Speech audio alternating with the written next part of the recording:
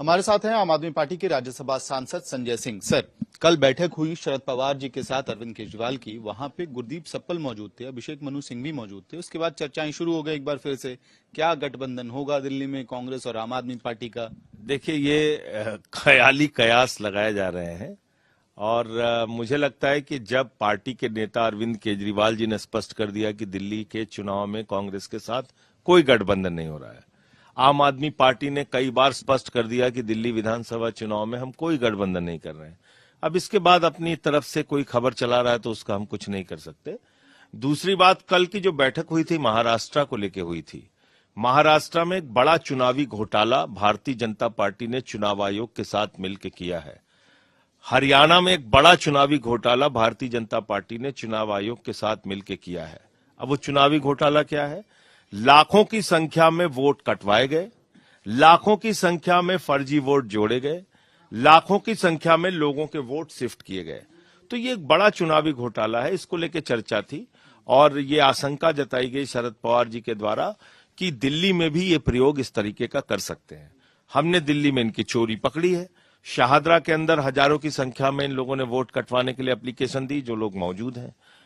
R K पुरम में हजारों की संख्या में इन्होंने वोट कटवाने की एप्लीकेशन दी, जो कि लोग अपनी जगह पे 40-40 साल 50-50 साल से मौजूद हैं और उन्होंने कल आपके कैमरे के सामने आके अपनी बात कही। तो ये चुनावी घोटाला दिल्ली के अंदर हम लोग होने नहीं देंगे और अगर भारतीय जनता पार्टी चोर दरवाजे से चुनाव जीतने की कोशिश करेगी तो उसको कॉलर पकड़ के हम जनता के सामने बेनकाब करेंगे। इसी मसले को लेकर अरविंद केजरीवाल आज सीईसी से मिलने जा रहे हैं। इसी मसले पे सीईसी से मिलने जा रहे हैं कि ये चुनावी घोटाला चुनाव आयोग के नाक के नीचे कैसे हो रहा है। जो लोग 40-40 साल से यहां मौजूद हैं उनका वोट कैसे काटा जा रहा है और ऐसा क्या संयोग है कि जिन बूथों पे परंपरागत रूप से भारतीय जनता पार्टी हारती आई है, आम आदमी पार्टी जीतती आई है, उन्हीं बूथों पे वोट कटवाने की एप्लीकेशन पड़ रही है। आप मुझे बताइए। तो दिल्ली में ये हम काम होने नहीं देंगे।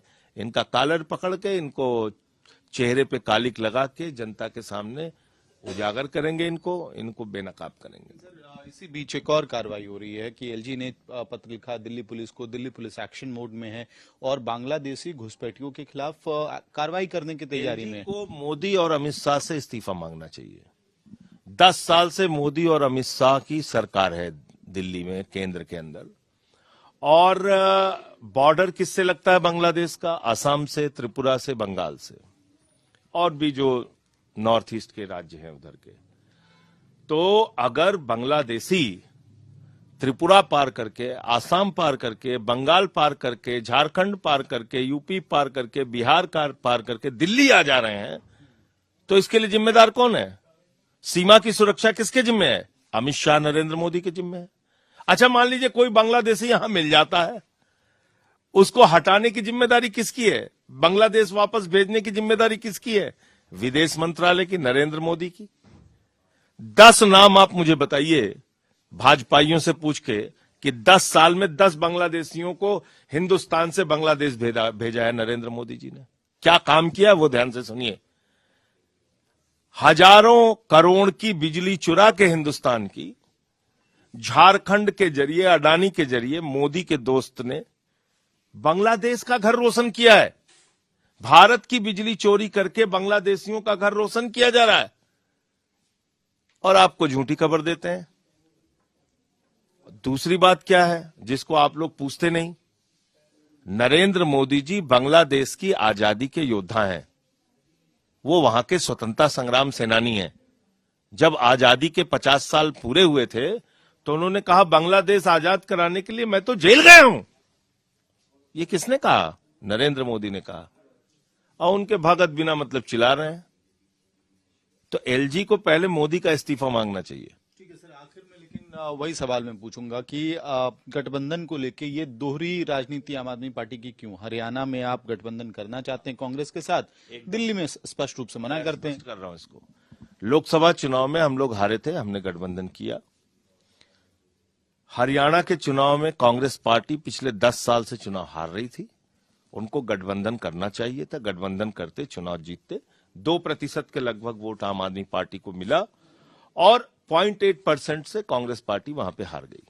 तो मुझे लगता है कि ये रणनीतिक रूप से कांग्रेस पार्टी की चूक हुई। आम आदमी पार्टी का जहां तक प्रश्न है, हम 3 चुनावों में लगातार भारतीय जनता पार्टी को अकेले शिकस्त दे रहे हैं।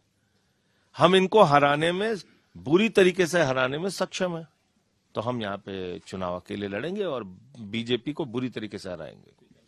के लिए बहुत बहुत धन्यवाद। आम आदमी पार्टी दो टूक शब्दों में कह रही है, दिल्ली में अलायंस कांग्रेस के साथ नहीं होगा। वीडियो सहयोगी सचिन चंडोक के साथ मैं अमित भारद्वाज, दिल्ली।